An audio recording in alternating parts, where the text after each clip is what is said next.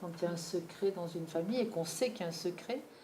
Je pensais par exemple, là je regardais sur un document, lors d'un mariage devant le notaire, un couple de mariés, une mariée qui refuse sa dot. Je fais point d'interrogation. Je me disais qu'avec un outil comme ça, on pourrait faire réunion de famille. Personne ne connaît, c'est un ancêtre, on ne le connaît pas. Hein. Et que chacun apporte sa version comme dans un film policier. Et que ça permettrait peut-être pas d'aller accéder à la vérité du secret. Mais finalement, c'est pas la vérité, on ne soigne pas la vérité, on soigne l'histoire. Et que chacun pourrait s'en faire une version. Comme tu penses qu'elle a refusé parce qu'elle était fâchée avec son père, parce que ceci, et chacun écrirait sa version. Voilà, c'était l'idée qui est bien. Voilà vraiment la dimension brainstorming de cette réunion, parce que tu viens de créer un outil. Non, au départ, enfin, tu viens de créer en tout cas une façon d'utiliser l'outil pour en faire un bon outil thérapeutique. Un outil thérapeutique. Mais à mon avis, ça va également avoir la puissance aussi de pouvoir faire émerger quelque chose de l'ordre de l'inconscient collectif.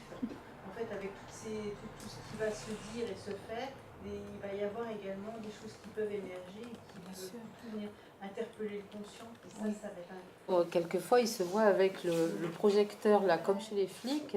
Vas-y, tu vas avouer que tu sais quelque chose. Et là, le fait ça permet de collaborer, de créer un climat beaucoup plus festif et créatif dans la famille, et où les parents ou les grands-parents ne se sentiraient pas accusés si on leur dit « Et toi, à ton avis, ta version de l'histoire, ce serait quoi ?» Et donc, on va être dans du hockey plus, en fait. Voilà, oui, c'est ça. L'émergence de quelque chose de collectif qui peut être apparaître. Et puis peut-être même, comme dans un jeu, hein, s'entendre sur la version, comme dans un Dixit, hein, quelle est la version que la famille accepte comme étant la plus probable. Tu vois, tu peux aller... Voilà. Mais ce qui est passionnant là-dedans, c'est purement et simplement la recherche. Ben oui. Oui. Et toute histoire comporte des intrigues. Et les intrigues font une narration. Voilà. Et la vérité, c'est quoi? La vérité, c'est au moins, je pars à la recherche de possibles scénarios. Voilà, c'est ça. Est-ce que ça aurait pu être ça ou ça?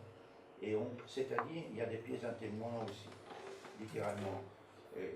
J'approuve tout à fait quand vous parlez pas parce que le polar est une de mes grandes passions, mais le policier, je dis, on part à la recherche. Oui. Et au lieu d'évacuer, de refouler et d'éviter, on est confronté. Tôt ou tard, si on persiste, si on ose aller suffisamment loin.